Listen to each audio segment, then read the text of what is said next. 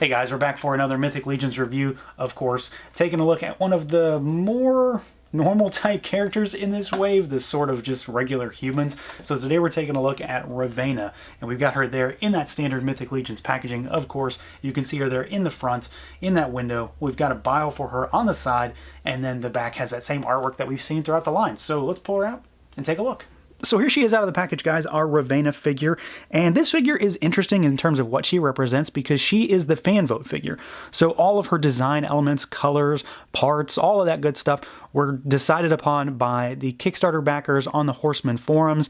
And so there's a lot of fan input regarding what this figure looks like and the eventual end product. She also comes with a lot of accessories as well because she's kind of quote unquote a little special in this line. We are, of course, going to take a look at articulation real quick, see how she moves around. I'm sure you're not going to be surprised though. And that's because despite the fact that she is quote unquote special, she doesn't have anything different in terms of articulation. So you can move the head side to side, not really much up or down, a little bit down, but not much up. The hood is a part of her head. It's either two pieces that are glued together or it's one full sculpt. I'm honestly not sure. The arms can go all the way out. They can swivel around. You can swivel at the elbow. You can hinge about 90 degrees. We've got rotation at the gauntlet, rotation at the wrist, and a hinge. We, of course, have an upper diaphragm swivel, so she goes back a little bit. She goes forward, bobbles side to side, and then rotates. We do have a waist twist. Legs go out, they kick forward, they kick back. There is a thigh cut up there as well, nicely hidden. We have got single jointed knee with rotation in there. And then, of course, we have rotation, full rocker, and hinges down at those ankles. So she has everything that you would expect to find in this line. I do, of course, have the pauldrons and the cloak on her just to showcase that from the get-go, and it doesn't really hinder her too much. It's no different than the other figure. It does kind of hit her on when she's swinging her arms, but for the most part, they do move around nicely with her. Now, in terms of the overall look and feel of this figure, I did participate in the fan vote experience to bring this figure to life, and in general, I'm pretty happy with her.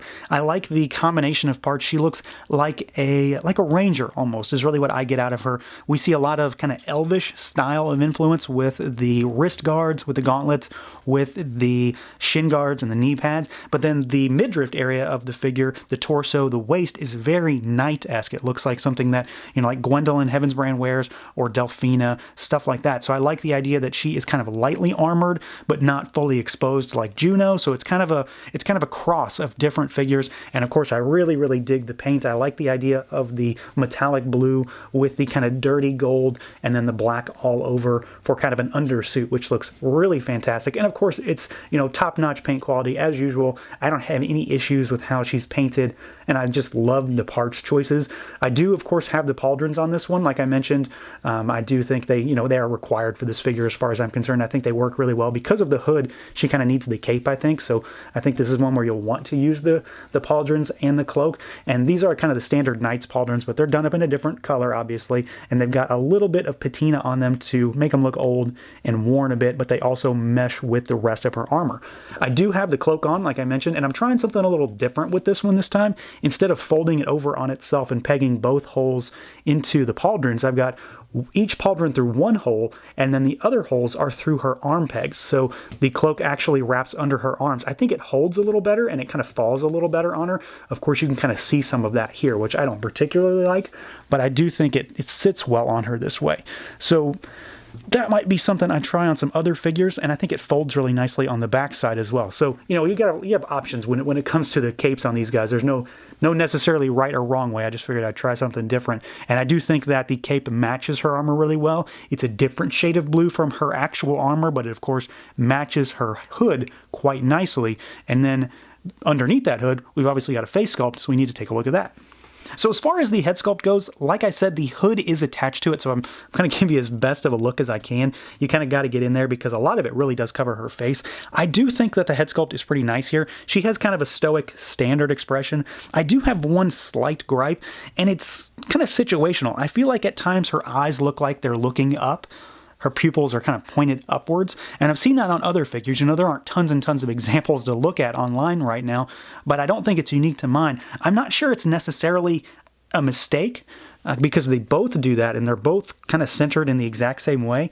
But when you look at her from certain angles, she looks perfect, and then some other ways she kind of looks slightly off. So I'm not too sure. Either way, they're painted nicely. They're very clean and crisp. Nice skin tone, dark lips. There's not much more to talk about because she does have this hood, and I really do like the hood. I think it meshes with her armor. It kind of melds the dark color of her cape into the bright color of her armor without being either of those same colors exactly. So in general, I am pretty satisfied with it. I wish we could see a little more of it. I wish the hood didn't necessarily cover all of her face, but then again, going for what I think is kind of the Ranger aspect look for her, I think it does fit her pretty well. Now, as far as accessories goes, she has a pretty wide array. Obviously, like I've mentioned, she is the fan vote figure, so they threw in a bunch of stuff with her. Not all of them, I think, necessarily go with her, but I do think that she has a pretty amazing spread, and she has a fantastic sword, which I am very much in love with right now. Of course, I've already talked about the pauldrons and the cape because, as I do, she's a caped figure, a cloaked figure, so I put them on her ahead of time, so you can count those as accessories as well. But she does have a whole bunch of other stuff. So we've got the crossbow here. We've seen this with other figures. We've seen this with like Delphina, for example. Hers is done up in her color scheme, though, so it's gold with a nice rust, a patina on it, with her kind of cobalt blue color. It's got the string here, which is, pretty tense. So you can, if you position it correctly, you can put an arrow in here. And I've already almost lost one of these. So be careful when you're doing this, because you can, kind of lock this in and have this poised and ready to shoot. But it's going to fire off if you actually do it. I had to go hunting for one a few days ago. We do have the quiver of arrows here. So they're done up in her style, so black, gold, blue. So we've got more of that same color scheme going through. We've got this guy here. This is the same staff that Faunus has. It's got that kind of smoky wooden top on there with a nice blue bauble at the end. This guy is removable, and you can put this guy on it instead. This is not the greatest for me. This is kind of the same situation that we had with the Zarya figure, where the top doesn't match the actual staff, and I just don't like that. But you can use this for all sorts of other stuff. And just like my Faunus figure, this one is curved. It's just too big to fit in that tray straight, so it kind of warps in the package. It's easily fixed with a little heat, but, just worth noting. Then we've got her sword here, which this thing is just fantastic. I really, really dig this design. Black with gold accents. It looks, organic, demonic. It looks... it doesn't really look like it goes with her, but at the same time, it matches her color scheme, and it's really cool. I've yet to see this in another figure. I'm not sure if it's unique to her or not, but either way, this is, as far as I'm concerned, her signature weapon. That's very nice. Very, very happy with that. And then the last thing we've got is this big standard, and you have to put it together. It comes with two pieces. So you've got this base, you've got the actual standard here, and there's a bunch of other standards like this in the line that have the other faction emblems on it. This one, though, I didn't even know this was coming with this figure. This one has the actual Horsemen logo on it. So that's the 4 Horsemen logo on there, done up in her color scheme, sort of, with the gold, but it's got some purple on there. And then I believe that you can put some things on here, put some like horns or anything like that on there. So she comes with a bunch of stuff. She can't really hold this. It's way too heavy.